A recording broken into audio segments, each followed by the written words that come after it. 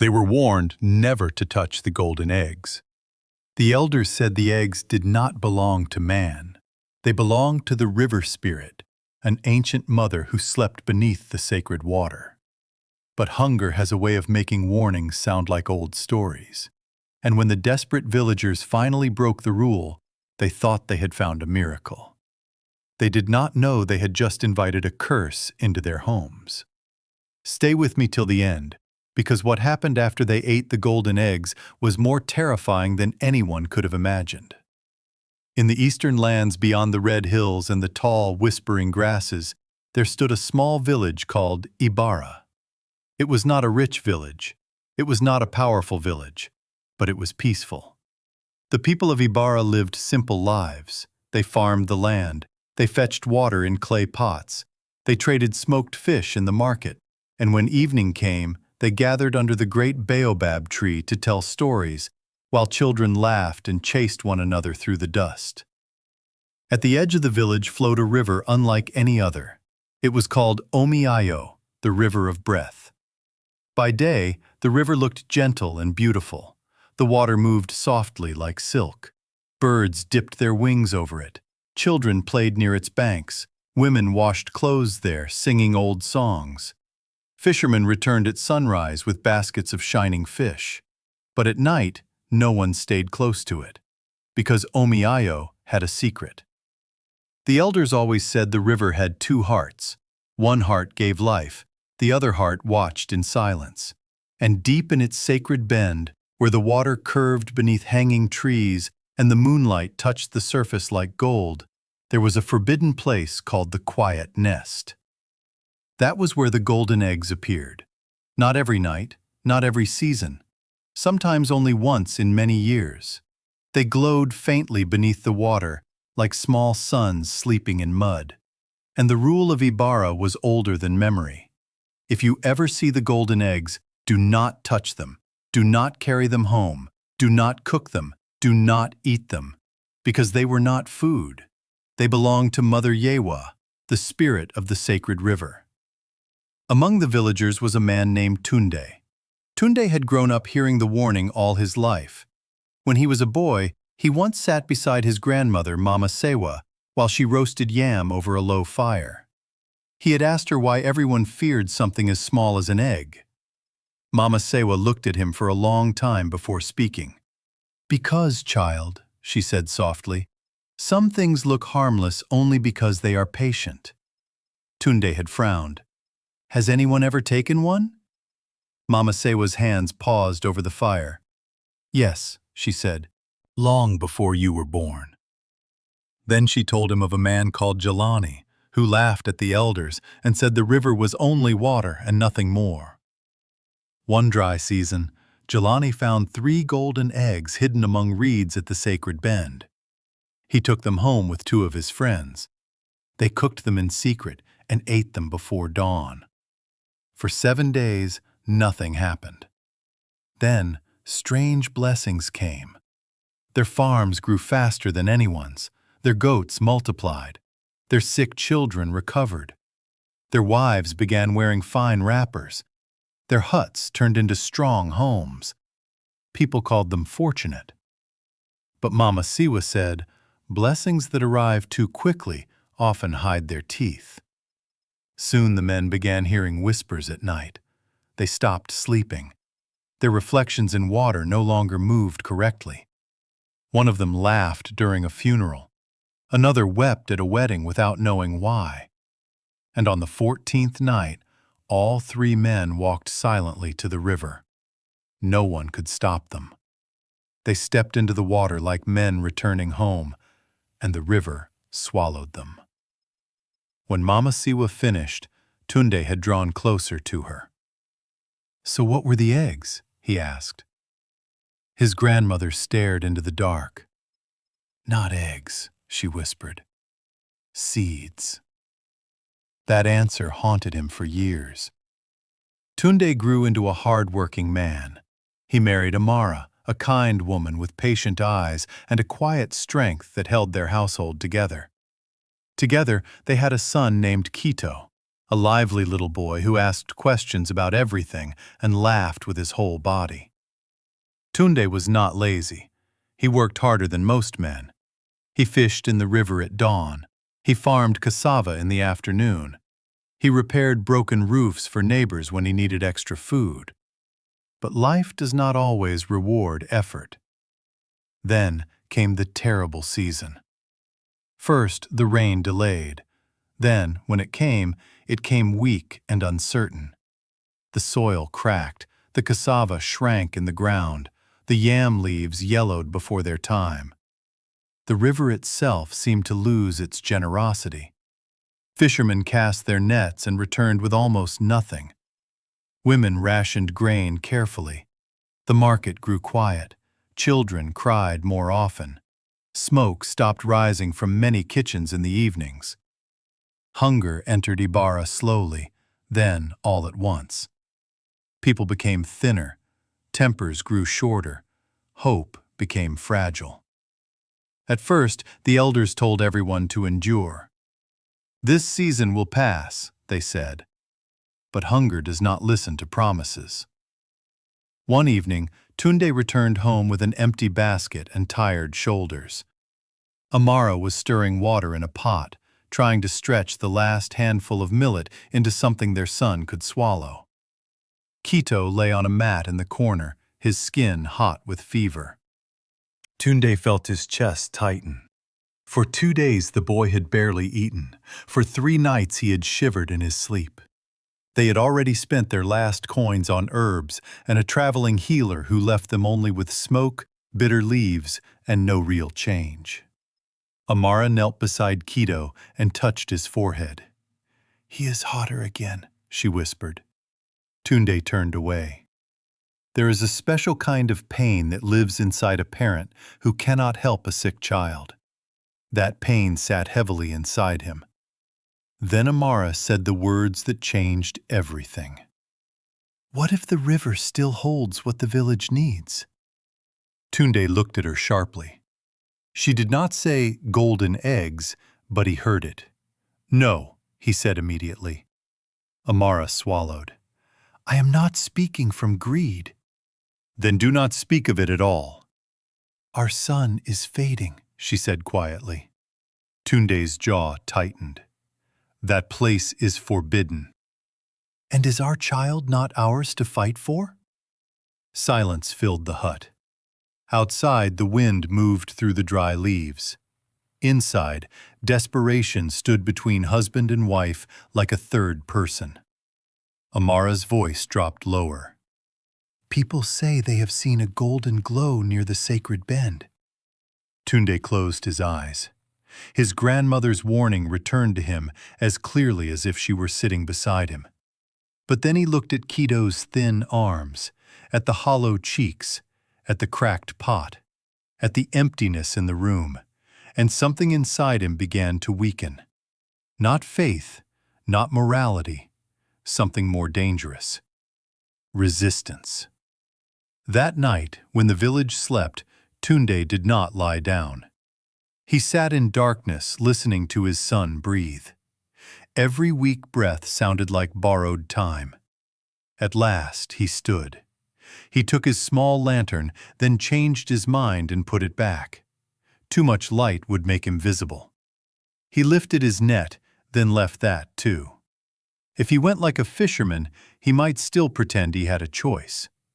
Instead, he carried only a woven basket and a paddle. Amara saw him at the doorway. She did not stop him.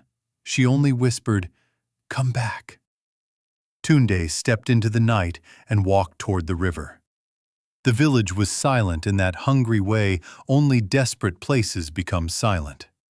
No drunken laughter, no songs, no cooking sounds, only wind. He untied his canoe carefully and pushed it into the water without a splash.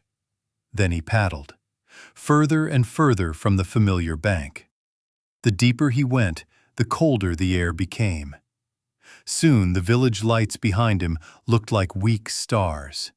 Even the river sounded different there, quieter, older. Then he saw it. A glow beneath the water. soft at first, then clearer. The sacred bend. The quiet nest. Tunde stopped paddling. For a moment he nearly turned back. Then he saw Kito's face in his mind, burning with fever.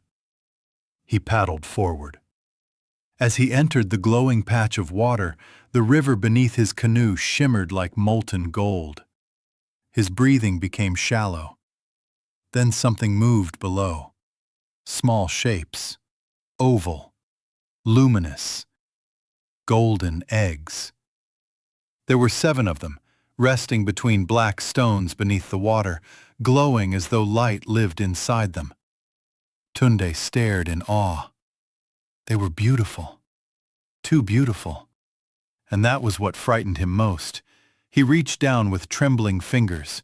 The water around his hand felt unnaturally warm, almost alive. The moment his skin touched the first egg, a whisper slid through his mind. Not a voice from outside, a voice from within. Tunde snatched his hand back, heart pounding. He looked around wildly. No one. Only the river. Then the whisper came again, softer this time. Tunde's whole body shook. He should have listened. He knew he should have listened. But desperation can make a man argue with fear. "My child is dying," he whispered into the dark. "I have nothing left." No answer came. Only the faint glow of the eggs. Then, like a man stepping over the edge of a cliff, Tunde reached down again. He gathered 3 eggs and dropped them into his basket. The instant the 3rd egg touched the basket, the river went completely still. No breeze, no ripple, no insect sound. Then, from somewhere beneath the water, something huge shifted. Tunde froze. A shape moved far below him, long, graceful, watching. His blood turned cold. He paddled back with all the strength in his body. He did not look behind him once. When Tunde returned home, Ibara was waiting. He opened the basket. Golden light filled the hut. Ibara covered her mouth in shock. The eggs were larger than hen eggs, smooth as polished stone, and warm to the touch. Even Kito opened his tired eyes and stared weakly. For a moment, hope entered the room. But hope mixed with fear is a dangerous thing. Ibara whispered, "Tunde, what have we done?" He gave the only answer desperate people ever give after crossing a line. What we had to do. They built a small fire. Ibara cracked 1 egg with a knife. No yolk came out. Instead, a glowing golden liquid spilled into the clay bowl and vanished like mist. The inside smelled sweet and strange, not like any egg, not like any food they knew. They should have stopped there. They did not. Ibara cooked the contents slowly over the fire. The smell filled the hut, rich and warm and powerful. It smelled like nourishment itself. Tunde fed Kito first. The boy swallowed weakly. At first, nothing happened. Then, slowly, Kito's breathing steadied. The tension in his small body eased. His burning skin began to cool. Color returned to his cheeks. Ibara grabbed Tunde's arm. "Tunde!" Kito sat up. Not fully, not strongly, but more than he had done in days. "Papa," he whispered, "I am hungry." Ibara began to cry. Tunde felt tears sting his own eyes. He and Ibara ate next. Warmth spread through their bodies instantly. A deep, powerful warmth. Not merely relief, strength. Their tiredness faded, their minds sharpened. Their hunger disappeared almost at once. By morning, Kito was standing. By afternoon, he was walking outside. By evening, he was laughing again. It felt impossible. It felt divine. And that was the danger. Because when people are rescued by something forbidden, they often stop seeing it as forbidden at all. The next day, Tunde went to fish in ordinary water far from the sacred bend. His first cast filled the net. The second cast nearly tore it. The third brought more fish than he had seen in weeks. Other fishermen stared. No one said much, but eyes followed him. He sold fish in the market and returned with more money than he had earned in months. The next day it happened again, and again. Then his cassava field, which had looked nearly dead, began to recover. Then one goat gave birth to twins, then another. Then a trader passing through offered him a good price for smoked fish and promised to return weekly. Soon Ibara was cooking full meals again. Oil returned to their kitchen. Pepper returned to the soup. Laughter returned to the home. They repaired the roof. They bought stronger tools. They replaced torn mats. They purchased 2 chickens, then 4. Neighbors began to notice. At first they congratulated them. Then they questioned them. Then they watched them. Because in a starving village, sudden prosperity never stays secret. One evening, as Tunde repaired a fishing net outside his hut, 3 men approached him: Bako, Somi, and Rafi. All 3 looked tired. All 3 looked hungry. Bako spoke first. "Tunde, we are happy for your household. But no man rises this quickly in a dying season without reason." Tunde kept his eyes on the net. "I have just been fortunate." Somi laughed dryly. "Fortune does not glow in the night." Tunde looked up. So, they knew. Rafi stepped closer. "We are not asking to judge you. We are asking because our children are hungry too." That sentence struck Tunde harder than accusation ever could. He wanted to lie. He wanted to protect the secret. He wanted to remember the whisper and the shape beneath the river. But then he looked at his healed son playing near the doorway. He looked at Amara's healthier face. He looked at the fish drying in the sun, and a poisonous thought entered his mind. That is how forbidden things become normal, not all at once, one justification at a time. So Tunde told them, not everything, but enough. Enough for desperate men. That night, 3 silent canoes moved toward the sacred bend, and deep beneath the glowing water, something ancient awakened. Within days, Bako's household changed. His wife, who had been too weak to stand long in the mornings, regained strength. Somi's traps began filling with fish. Rafi's farm, which everyone believed dead, suddenly greened. Then others followed. A rumor spread from hut to hut, from cooking fire to market stall. The golden eggs were not a curse, they were a hidden blessing. The elders had lied, or maybe the elders had been afraid, or maybe, people whispered, the river spirit had changed her mind. Soon, secrecy ended. The sacred bend, once avoided, became a place of hunger-filled courage. Men went at night, then women sent their husbands, then brothers went together. Then, even those who had mocked the idea lined up in silence, waiting for their turn to trespass. Prosperity spread through Ibara like fire through dry grass. Thin children grew stronger, old roofs were replaced, goats multiplied, granaries filled. New wrappers appeared in the market, smiles returned. For the first time in a long time, the village felt alive. And when life returns after deep suffering, people rarely want to ask difficult questions. The elders warned them. Old Elder Duro, bent with age but sharp in spirit, stood under the baobab tree and begged them to stop. "Blessings that ask for secrecy are not blessings," he said. But the villagers looked around at full cooking pots and healthy children.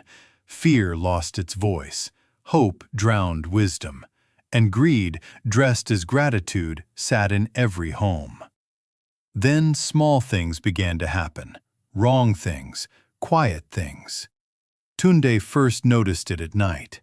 He would wake suddenly and hear a faint humming in his head, like water moving through stone. At first he blamed tiredness. Then he began hearing whispers near the river, even when no one else was there.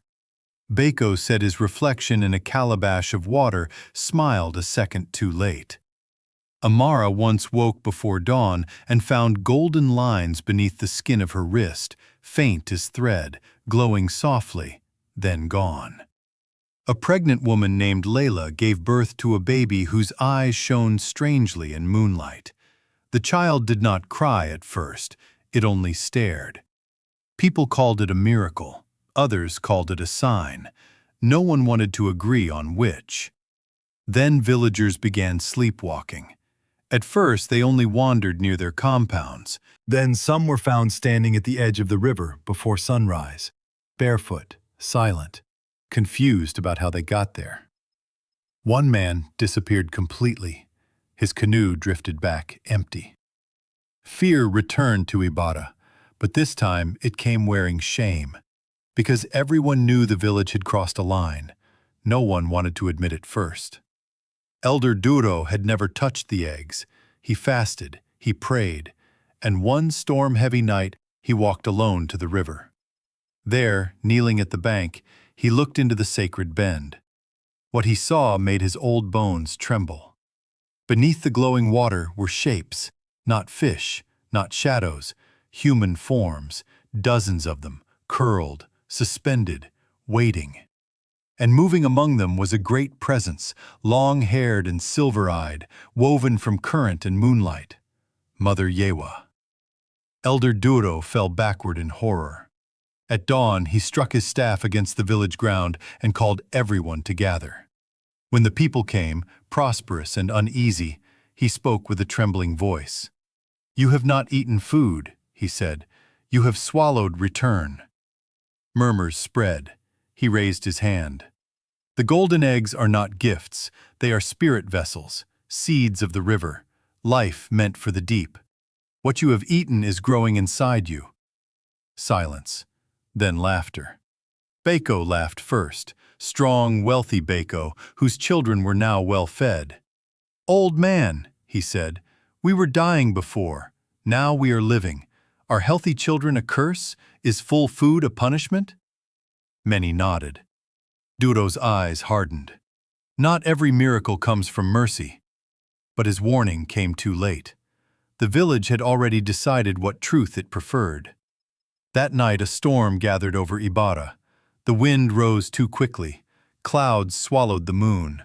The river, usually smooth, began to churn with restless light. Inside their homes, the villagers felt it. A pull, a pressure in the chest, a whisper stronger than before. Tunde sat rigid beside Amara. She gripped his arm. "Do you hear it?" He nodded. Outside, the glow from the sacred bend brightened until it painted the trees gold. Then lightning tore the sky open, and from the center of the river, she rose. Mother Yewa, tall, ancient, terrible.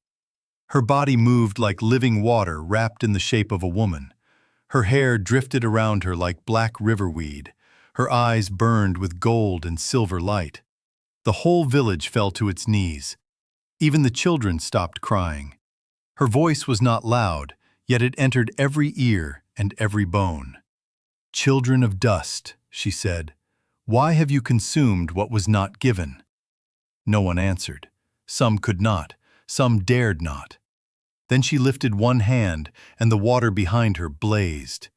"You did not eat eggs," she said. "You swallowed my unborn." A scream rose from somewhere in the crowd. People clutched their chests, their arms, their bellies.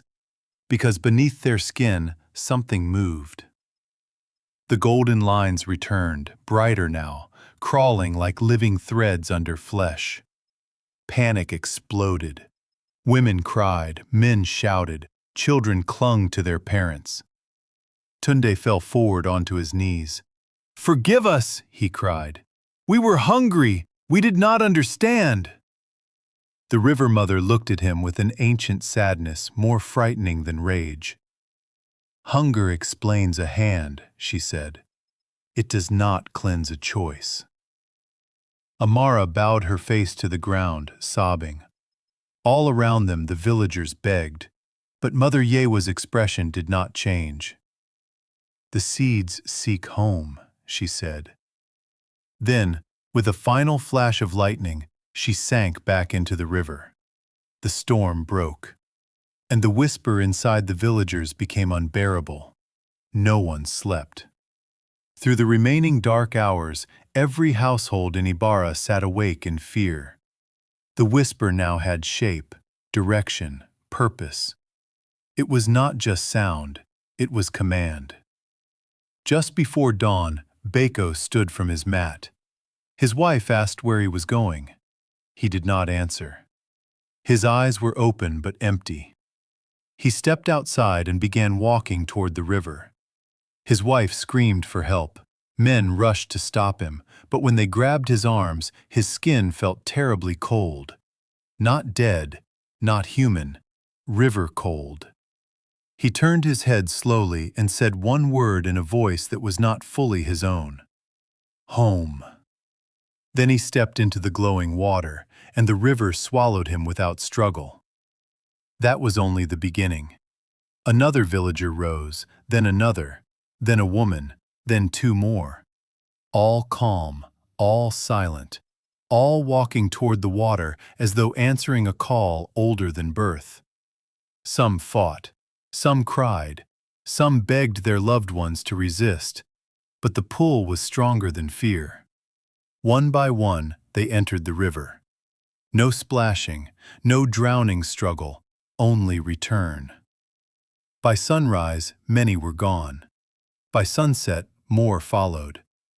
Ibara became a village of screams, prayers, and empty doorways. Tunde knew from the first morning that his own turn would come. He could feel movement beneath his ribs now, not painful, but alive. Amara felt it too. They sat in their hut holding Quito between them as the village unraveled outside. Then Quito looked up with strangely calm eyes. "Papa," he said softly, "the river is calling." Amara let out a broken cry. Tunde clutched his son's shoulders. "No, you stay here, stay with us." But Quito looked at him with an expression no child should wear. Not fear, not sadness, recognition. "They are not hurting me," he whispered. "They want what belongs to them." Amara collapsed against the wall, sobbing. Tunde held his son tighter. For a moment, he thought love might be enough to fight the river. It was not. Quito gently pulled free from his father's arms and stood. Tunde tried to rise after him, but his legs shook so badly he nearly fell. The boy walked toward the doorway. Amara crawled after him, begging. Tunde followed, crying openly now. At the bank, Quito turned once. The glow from the river reflected in his eyes. "I was sick," he said. "You wanted to save me." Those words shattered Tunde more than any curse could. Then the boy stepped into the water and vanished. Amara's scream echoed through the entire village. Tunde stood frozen. In that moment, he understood the true punishment. It was not death. It was knowing the first stolen egg had passed through his hands. By the second night, half the village was gone. By the third, the market stood empty. Cooking fires died. Goats wandered unattended. Doors swung open in the wind. Those who remained no longer argued with fate. Some prayed. Some sang. Some simply waited for the whisper to become stronger than their will. Tunde and Amara sat together in the ruins of their home. The river glow flickered through the trees. At last, Amara looked at him with hollow eyes. "Do you think the River Mother will ever forgive us?" Tunde stared into darkness. "I do not know," he said. Then he stood. The pull had reached him fully. Amara rose with him. Neither fought it any more. Hand in hand, they walked through the silent village toward Omiayo. The river was calm again, almost gentle, as though none of this had ever been violence. At the bank, Tunde looked once at the abandoned homes of Ibara. The repaired roofs, the fuller granaries, the signs of blessing that had cost too much. He understood then what hunger had hidden from them. Some gifts are only traps wearing mercy's face. He and Amara stepped into the water, and the river took them home. Years later, travelers passing through that region spoke of a silent village swallowed by grass and time. They said the huts of Ibara still stood in broken rows. They said no birds nested near the sacred bend. And on certain moonlit nights, the surface of Omiayo glowed gold for a few moments before turning dark again. Some claimed they saw shapes moving beneath the water. Not fish, not shadows. People. Waiting. And when the wind is still enough, they say a whisper can be heard rising from the river. "Come home." That was how Ibara disappeared.